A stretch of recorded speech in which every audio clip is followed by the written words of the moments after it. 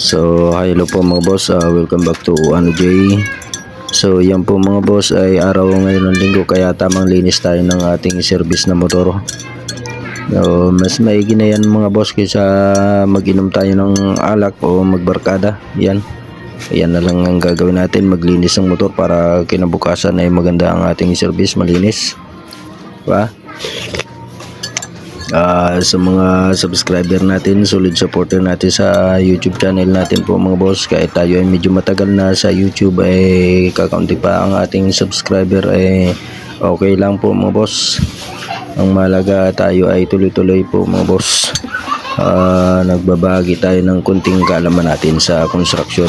Tayo ay isang mason mga boss, mason, carpenter, ganon, finishing mason, tile setter. Yan po ang ating skill po mga boss. Kung makabahagi tayo ng kunting idea, maligaya na rin tayo dyan sa ganyang mga pagbabahagi. Kaya kung mayroon kang natutunan po mga boss sa aking mga video, yung mga old video ko, yung mga dati po mga boss, mayroon po tayo dyan mga tiles installation at kisame, vinyl installation, mayroon din tayo mga boss sa ating YouTube channel.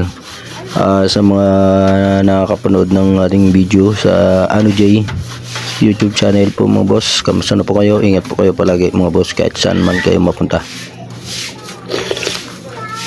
So yan nga po mga boss, naglilinis tayo ng ano, kasi dun sa trabaho natin po mga boss ay napakaputik. Nag-asindada tayo ng ano, ng warehouse, pakyawan po mga boss sa warehouse.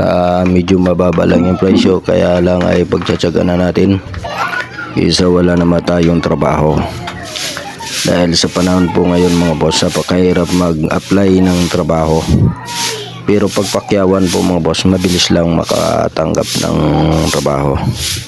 Wala nang mga requirements po mga boss. Sa mga construction pakyawan, wala nang inaano silang requirements. Lalo sa warehouse po mga boss, kasi napakababa naman po mga boss ng ano, presyo nila.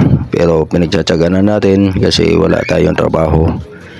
Kaysa wala tayong maisubo pang araw-araw, diba? Mabuti na rin yan sa wala, kaysa yung isang linggo nating budget ay papangutang pa, ay kahit mura ay babanatan natin.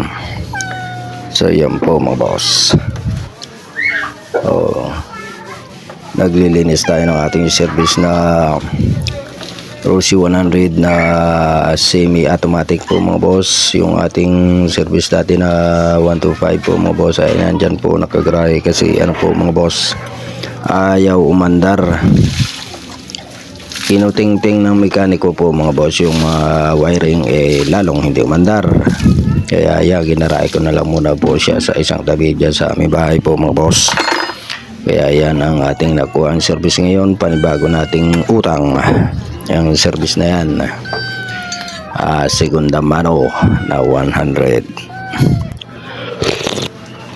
semi-automatic.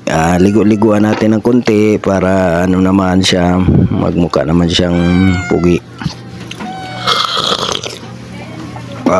Tayo nga po mga boss ay nandito. Yan o, diba makintab na yan.